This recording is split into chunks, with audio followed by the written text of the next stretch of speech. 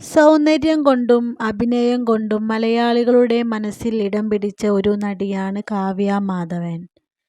ഒരു negative comment പോലും പറയാനില്ലാത്ത കാവ്യക്ക് ദിലീപിനെ വിവാഹം കഴിച്ചതോടെ ഫുൾ നെഗറ്റീവ് കമന്റ്സായി.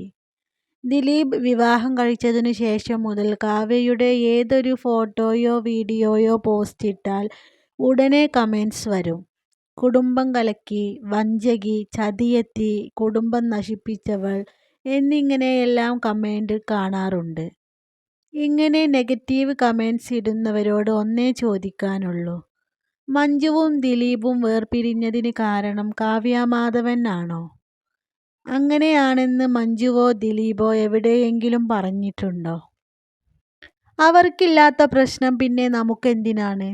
ലോകത്ത് കാവ്യ മാധവൻ മാത്രമാണോ രണ്ടാം വിവാഹം കഴിച്ചിട്ടുള്ളത്?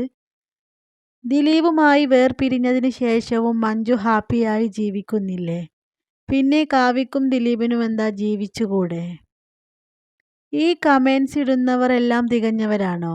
നമ്മൾ എന്തിനാണ് അവരുടെ പേഴ്സണൽ കാര്യത്തിൽ ഇടപെടുന്നത്? വിവാഹം എന്നത് ശരിക്കും ഒരു ദൈവനിശ്ചയമല്ലേ?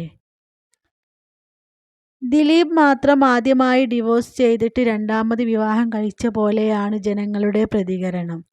എന്തിനാണ് കാവ്യയും ദിലീപും ഇങ്ങനെ കുറ്റപ്പെടുത്തുന്നത്? ദിലീപും മഞ്ജുവും വ്യക്തിപരമായി സ്വതന്ത്ര ജീവിതം ആഗ്രഹിച്ചു. അതുകൊണ്ട് അവർ തമ്മിൽ വേർപിരിഞ്ഞു.